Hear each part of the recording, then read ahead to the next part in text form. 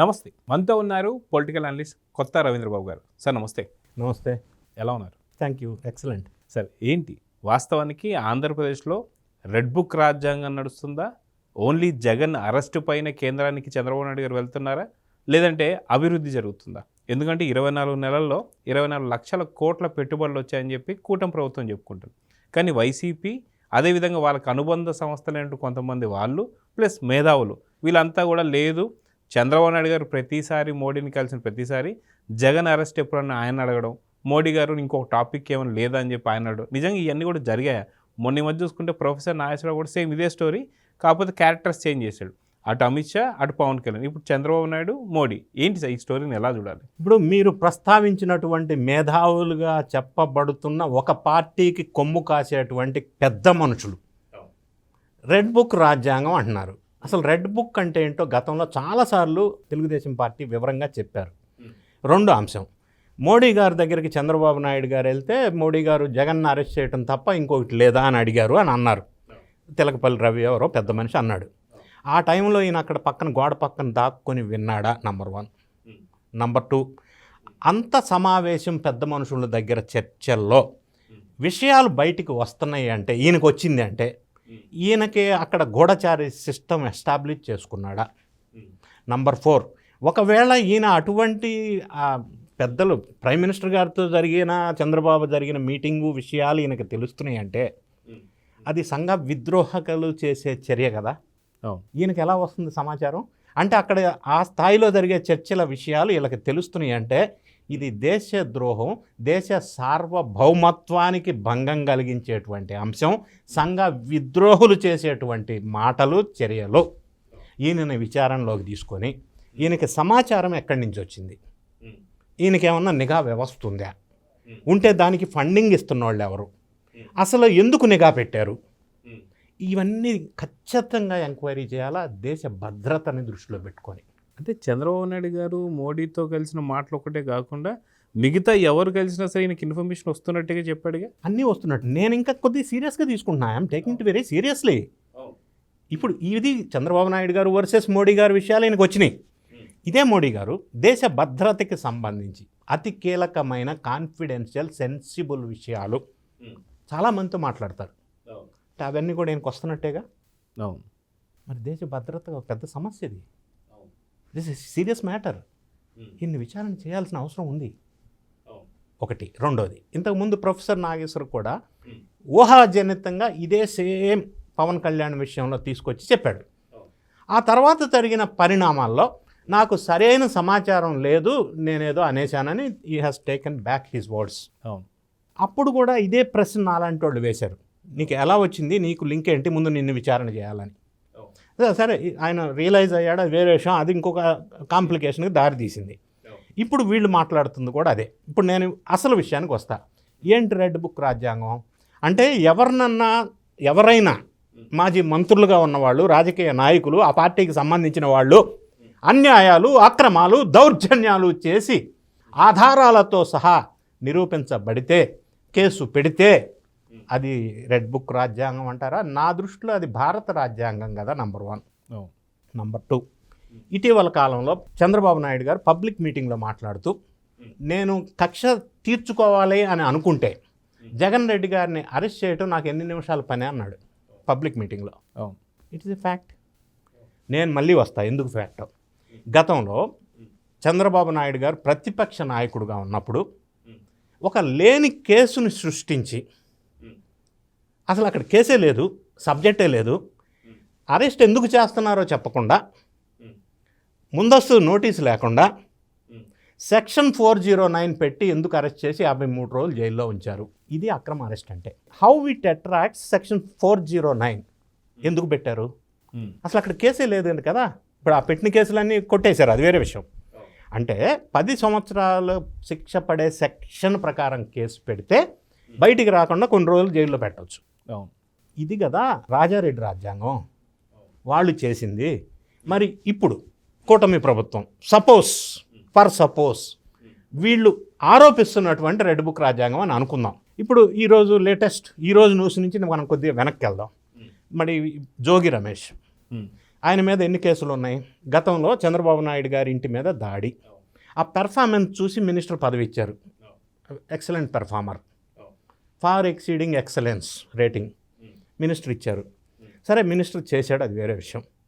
అగ్రిగోల్డ్ భూముల్ని వాళ్ళ కొడుకు పేర్లతో దొబ్బేశారు. అక్రమంగా, అన్యాయంగా కబ్జా పెట్టారు, అమ్ముకున్నారు. మొలకల చెరువు ప్రాంతంలో కల్తీ మద్యం తయారు చేయించాడు. ఎంతమంది అనారోగ్యాలు పాలయ్యారో తెలీదు. అది ద్రోహమా, రాజద్రోహమా, ప్రజల ద్రోహమా? వీటితో పాటుగా ఇటుక అక్రమ రవాణా. ఇబ్రహీంపట్నం దగ్గర యాష్ విటిపిఎస్ నుంచి వస్తుంది, అదొక స్కాము. తర్వాత జగనన్న కాలనీ పేరుతో భూముల అక్రమ రవాణా. ఇట్లా చెప్పుకుంటూ పోతే ఆయన మీద ఇన్ని కేసులు ఉన్నాయి. ఇప్పుడు లేటెస్ట్ ఈరోజు వచ్చిన కేసు, వాళ్ళ సొంత కోడలు మేఘన 2025 మే 28న పెళ్ళైతే నెల రోజుల్లో వితిన్ 1 month ఇంటికి పంపించేశారు.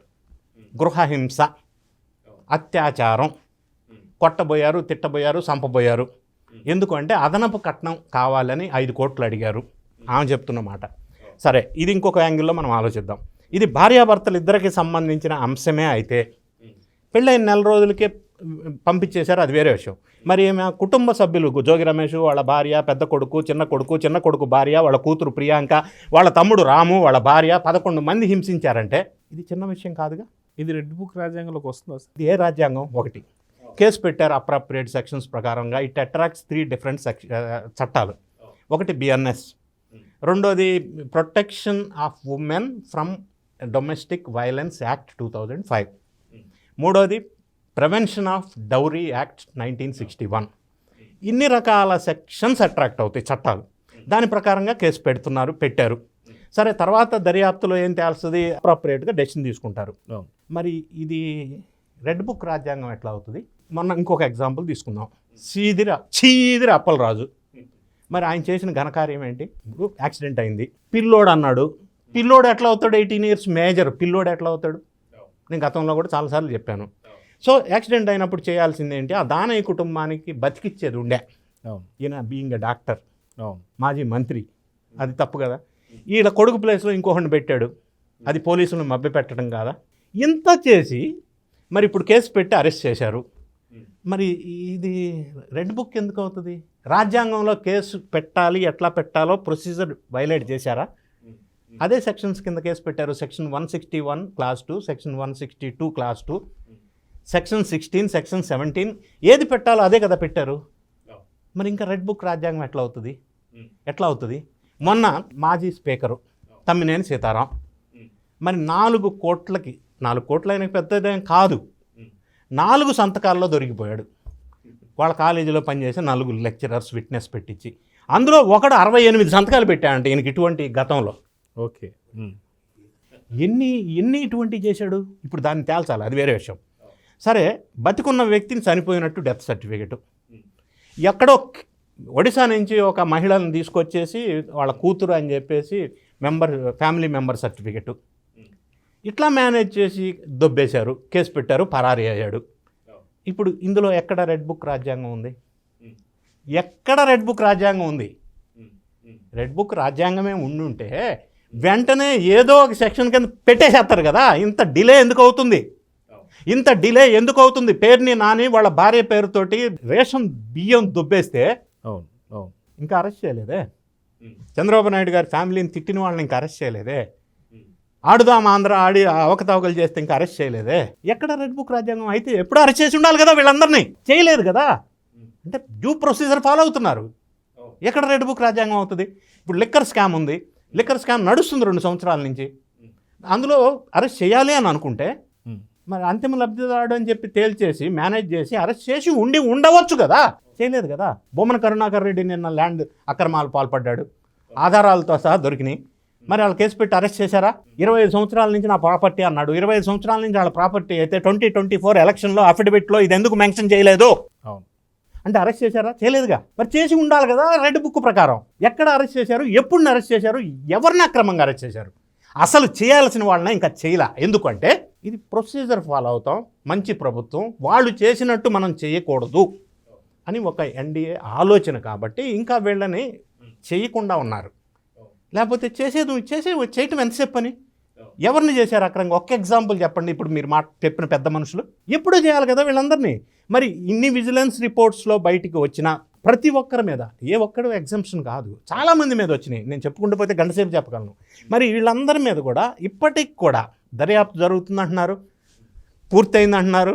కానీ వెంటనే యాక్షన్ పెట్టి జైల్లో పెట్టలేదే. పెట్టాలని కోరుకుంటున్నారు ప్రజలు, కానీ పెట్టడంలా డిలే అవుతున్నాయి. ఎందుకు అంటే ప్రొసీజర్ మేము వైలేట్ చేయమంటున్నారు కూటమి ప్రభుత్వం. మరి ఇంత ప్రొసీజరల్గా ముందుకెళ్తుంటే, చట్టం ప్రకారం ముందుకెళ్తుంటే రెడ్ బుక్ రాజ్యాంగం అనటంలో అసలు ఇక్కడ ఇది బేస్లెస్ కదా. అసలు ఎక్కడ పాయింట్ ఉందనేది నాకు అర్థం కాలే.